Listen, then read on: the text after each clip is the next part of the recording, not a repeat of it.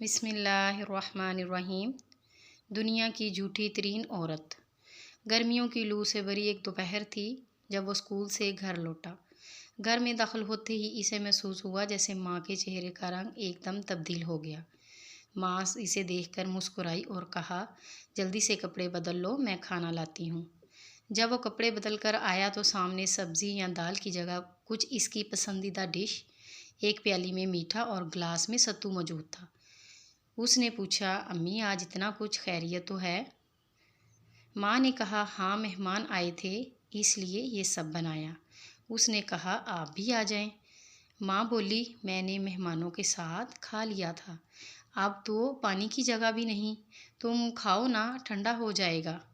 یہ کہہ کر ماں پھر سے کچن میں چلی گئی۔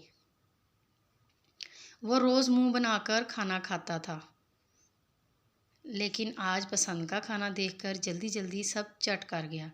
برتن اٹھا کر وہ جیسے ہی کچن میں داخل ہوا تو اس نے دیکھا کہ دنیا کی سب سے زیادہ جھوٹی عورت فرش پر بیٹھی کئی دنوں کے بھوکھوں کی طرح باسی روٹی کو پانی میں ڈبو کر کھا رہی تھی۔ اس سے ہمیں کیا سبق ملتا ہے کہ ماں کو اپنی ذات کا کچھ پتہ نہیں، ماں کے لیے سب کچھ اس کی اولاد ہے۔ مزید اچھی سی ویڈیو کے لیے ہمارا چینل سبسکرائب کریں۔